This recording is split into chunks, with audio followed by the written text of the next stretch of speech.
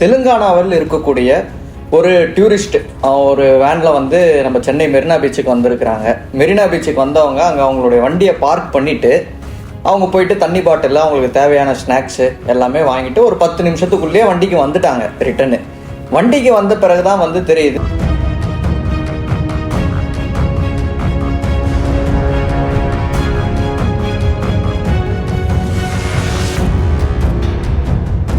இந்த smart parking அப்படின்ற ஒரு கான்ட்ராக்டுக்கு பின்னாடி ஒரு மிகப்பெரிய அளவில் வந்து ஒரு ஊழல் ஒன்று நடந்திருக்கு.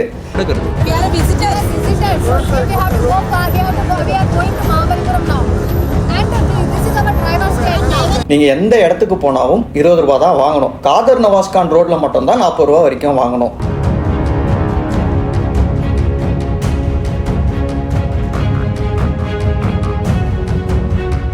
பார்க் பண்ண உடனே அங்கே பார்க்கிங் சார்ஜஸ் போட்டாங்க.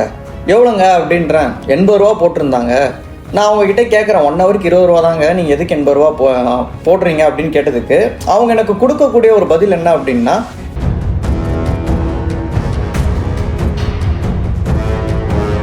போன உடனே பிரச்சனை ஆகுது. இப்போ தான் வந்து அதை சீரியஸான ஒரு இஷ்யூவாகவே உங்கள் கையில் எடுத்துருக்குறாங்க. சரி, இப்போ இந்த டெண்டர் யார் எடுத்துருக்குறாங்க அப்படின்றத நம்ம பேசுவோம்.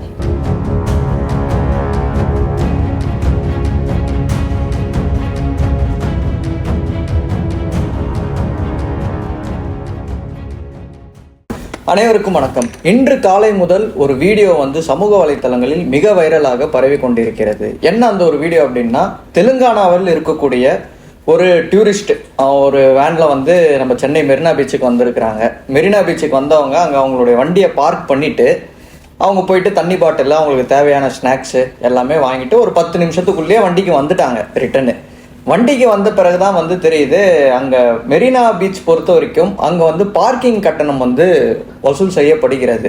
அதை பற்றி தான் இன்றைக்கி நம்ம விரிவாக பேச போகிறோம். அதற்கு முன்னாடி இன்றைக்கி காலையில் என்ன நடந்தது அப்படின்றத நான் சொல்லிடுறேன்.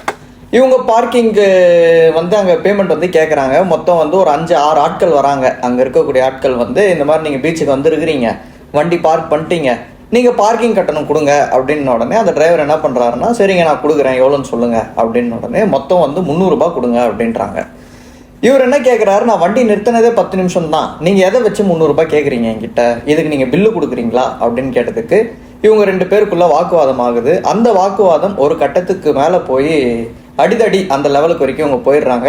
பிறகு அந்த வாகன ஓட்டுநரை வந்து போட்டு செம்ம அடி அடிச்சிருக்கிறாங்க அங்கே இருக்கக்கூடிய வேலை செய்பவர்கள். அப்படின்றது தான் வந்து இன்று காலை முதல் சமூக வலைத்தளங்களில் மிக வைரலாக பரவி கொண்டிருக்கிறது.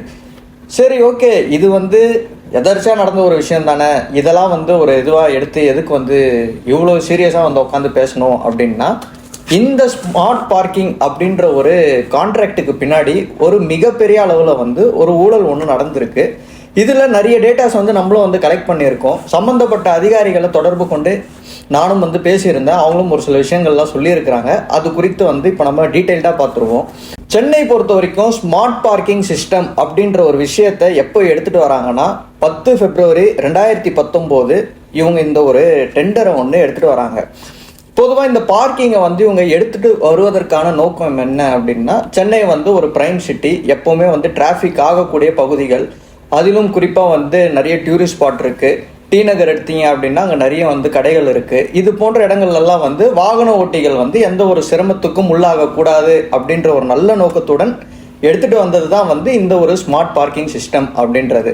ஆனால் இந்த சிஸ்டம் இவங்க எடுத்துகிட்டு வந்த பிறகு தான் வந்து ஒரு மிகப்பெரிய அளவில் ஒரு முறைகேடுகளே வந்து ஒரு நிறுவனம் நடத்தியிருக்கு. அந்த நிறுவனத்துக்கு நிறைய அதிகாரிகளும் வந்து துணை போயிருக்கிறாங்க. ஆரம்ப கட்டத்தில் பார்த்தீங்கன்னா வெறும் 7667 பார்க்கிங் ஸ்லாட்டுடன் இவங்க வந்து பார்க்கிங் ஸ்லாட்டை வந்து ஸ்டார்ட் பண்ணியிருக்கிறாங்க. 3 மாதத்துக்கு அப்புறமே வந்து என்ன சொல்கிறாங்கன்னா, 23,000 பார்க்கிங் ஸ்லாட் வந்து நாங்கள் இன்ட்ரடியூஸ் பண்ண போகிறோம் அப்படின்னு சொல்லிட்டு அவங்க சொன்ன பிரகாரம் 23,000 பார்க்கிங் ஸ்லாட்டும் வந்து ஒரு 3 மாதத்துக்கு அப்புறம் வந்து இன்க்ரீஸும் பண்ணியிருக்கிறாங்க. முதற்கட்டமாக 500 கேமராஸ், சிசிடிவி கேமரா வந்து பார்க்கிங் ஸ்லாட்டில் போட்டு ஸ்டார்ட் பண்ணியிருக்கிறாங்க. பார்க்கிங்கில் எதுக்கு கேமரா அப்படின்ற ஒரு கேள்வி பலருக்கும் வரும். பொதுவாக ஒருத்தங்க கார் நிறுத்திட்டு போகிறாங்க அப்படின்னா அந்த காரில் யாரும் கோடு போட்டுறக்கூடாது. கார் உள்ள ஏதாவது வேல்யூபிள் திங்ஸ் கூட வச்சுருப்பாங்க. அதை யாராவது எடுத்தாங்கன்னா நாளைக்கு அதை கண்டுபிடிக்கணும். அது வந்து காவல்துறைக்கு வந்து அது உதவும் அப்படின்ற விஷயத்துக்காக பார்க்கிங் ஸ்லாட்டில் வந்து இது போன்ற கேமரா, இந்த சிஸ்டம் எல்லாமே போட்டு இவங்க இந்த ஸ்மார்ட் பார்க்கிங் சிஸ்டம் அப்படின்ற ஒரு விஷயத்த ஒன்று எடுத்துகிட்டு வந்தாங்க.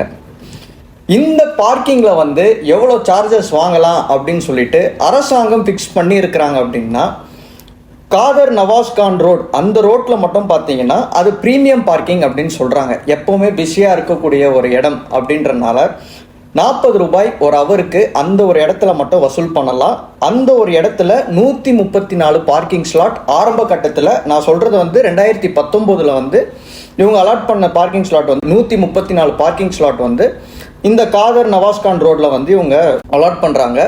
இதற்கு வந்து ஃபிக்ஸேஷன் சார்ஜஸாக வந்து 1 ஹவருக்கு 40 ரூபா வரைக்கும் வசூல் பண்ணலாம் அப்படின்றத வந்து ஃபிக்ஸ் பண்ணுறாங்க.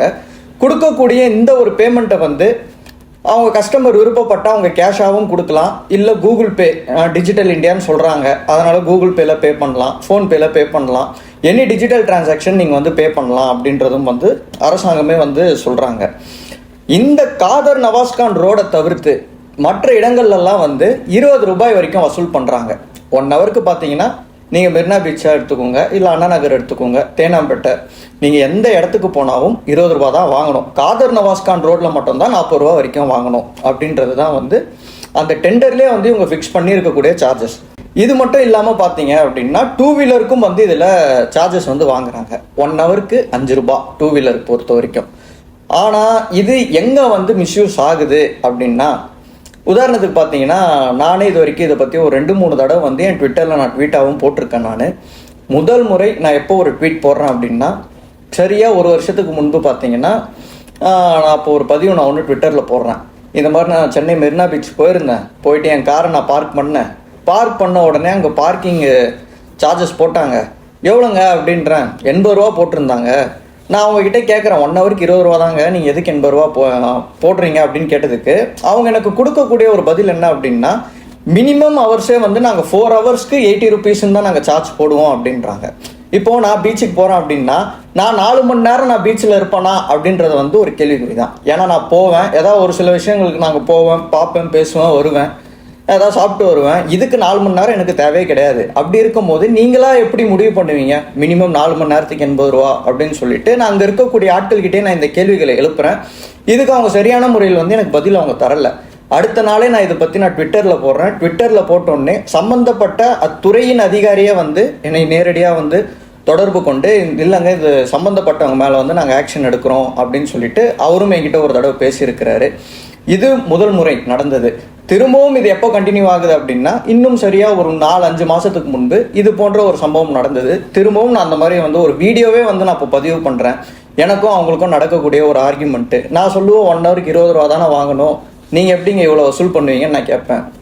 அவங்க என்ன சொல்லுவாங்கன்னா, எங்கள் கான்ட்ராக்டர் வந்து எங்களை வாங்க சொல்கிறாங்க, நாங்கள் என்ன சார் பண்ணுறது அப்படின்னு அவங்க சொல்லுவாங்க.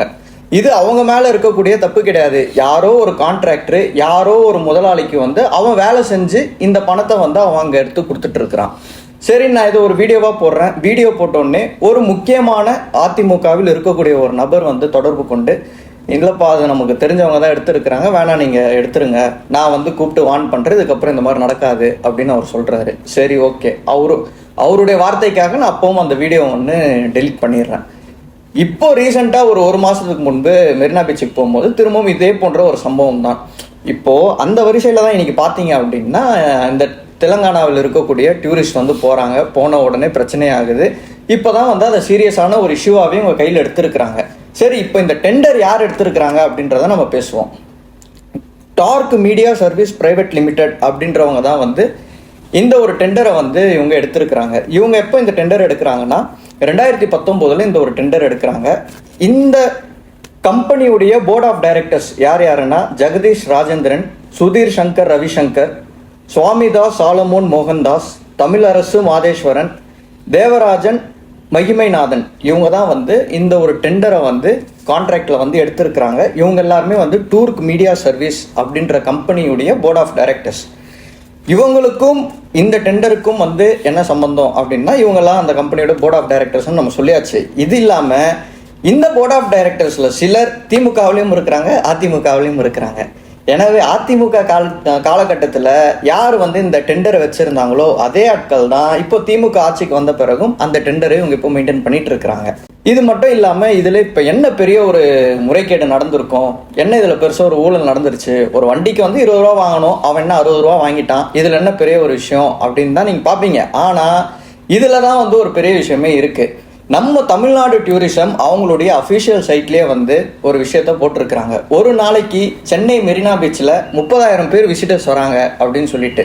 அதில் காலையில் வாக்கிங் போகிறவங்க வருவாங்க, அங்கங்கே இருந்து டூரிஸ்ட்டுக்கு வரவங்க வருவாங்க, அது இல்லாமல் சென்னையில் இருக்கக்கூடிய ஆட்களே வந்து நிறைய பேர் போவாங்க.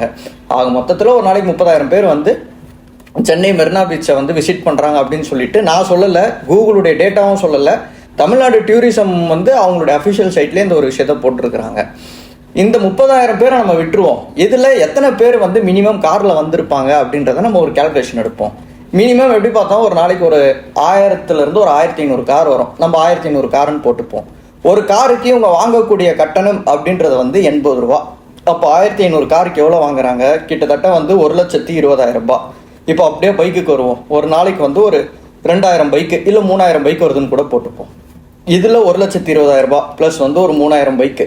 இதில் பார்த்தீங்கன்னா கிட்டத்தட்ட வந்து ஒரு 15,000 ரூபாய் கிட்ட வருது பைக்கில் இவங்க வசூல் பண்ணக்கூடிய இந்த ஒரு கட்டணம். அப்போது ஒரு நாளைக்கு எப்படி பார்த்தோம், ஒரு 1,25,000 ரூபாயிலிருந்து ஒரு 1,30,000 ரூபாய். நான் சொல்கிறது வந்து ரொம்ப பேர் மினிமம். இது வந்து மெரினா பீச்சில் மட்டும் நான் சொல்கிறது. இது இல்லாமல் அண்ணா நகரில் இருக்குது, தேனாம்பேட்டில் இருக்குது, நீங்கள் மவுண்ட் ரோட்டில் போனீங்கன்னா இங்கேயும் இருக்குது. நீங்கள் சிட்டியில் எங்கே போனாலும் சென்னை ஸ்மார்ட் பார்க்கிங் அப்படின்ற ஒரு விஷயத்த நீங்கள் பார்க்கலாம். நீங்கள் அங்கே போய் வண்டி நிறுத்துறீங்களோ இல்லையோ அதுக்கு முன்னாடியே அங்கே ஆளுங்க வந்து நின்றுவாங்க, டோக்கன் சார், சார்ஜஸ் சார் அப்படின்னு சொல்லிட்டு. இப்போ இந்த ஒரு கான்ட்ராக்டை எடுத்திருக்கிறவங்களுடைய அந்த ஒரு டெண்டருடைய வேலிடிட்டி முடிஞ்சு கிட்டத்தட்ட 1 மாதத்துக்கு மேலே ஆகுது. 1 மாதத்துக்கு மேலே ஆகியும் அப்போ நீங்கள் வந்து இன்னும் எதுக்கு வசூல் பண்ணுறீங்க அப்படின்ற ஒரு கேள்விகள் வந்து பலரும் வந்து முன் வச்சுட்டு இருக்கிறாங்க. இதற்கு யாருடைய தரப்புல இருந்துமே வந்து இது வரைக்கும் ஒரு விளக்கம் வரல.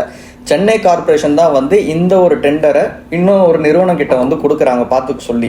இதுக்கு அப்போ பொறுப்பு யார் எடுத்துக்கணும் அப்படின்னா கிரேட்டர் சென்னை கார்பரேஷன் தான் வந்து எடுத்துக்கணும். ஆனால் வந்து நம்ம வந்து அவங்கள தொடர்பு கொண்டு கேட்கும்போது இந்த மாதிரி அதிகமான கட்டணம் வந்து வாங்குறாங்க, இதுக்கு வந்து நாங்கள் யார்கிட்ட கம்ப்ளைண்ட் பண்ணோம் அப்படின்னு கேட்டால் சம்மந்தப்பட்ட அதிகாரி வந்து ஒரு விஷயம் சொல்கிறாரு, சார் 1913 அப்படின்னு சொல்லிட்டு நாங்கள் ஒரு ஹெல்ப்லைன் நம்பர் வச்சுருக்கிறோம், நீங்கள் வந்து அதுக்கு ஃபோன் பண்ணலாம். அப்படி இல்லை அப்படின்னா கிரேட்டர் சென்னை கார்பரேஷனை டேக் பண்ணி ட்விட்டரில் ட்விட் போட்டால் நாங்கள் ஆக்ஷன் எடுப்போம் அப்படின்னு சொல்கிறாரு. நீங்கள் கான்ட்ராக்டாக வந்து முடிஞ்சே 1 மாதத்துக்கு மேலே ஆகுது. 1 மாதத்துக்கு மேலே ஆகியும் நீங்கள் வந்து இன்னும் அவனை வசூல் பண்ண விடுறீங்க அப்படின்னா அப்போ இது வந்து அரசு அதிகாரிகளுக்கு தெரியாமலே நடந்திருக்கும். இந்த 1 மாதத்துல கிட்டத்தட்ட அவன் வந்து பல கோடி ரூபாய் வந்து அவன் சம்பாதிச்சிருப்பான். இந்த சம்பாத்தியம் அப்படின்றது வந்து அரசாங்கத்துக்கு இழப்பு தானே. அப்போ ஏன் அரசு முன் வந்து இதுக்கு எந்த ஒரு நடவடிக்கையும் எடுக்கல? இப்போதான் வந்து இந்த ஒரு விஷயம் வெளியில வருது, அதனால வந்து நீங்க இதுக்கப்புறம் அதுக்கு ஒரு ஆக்ஷன் எடுப்பீங்க. இந்த 1 மாதம் அவன் சம்பாதிச்சிருப்பான், அது அரசாங்கத்துக்கு இழப்பு.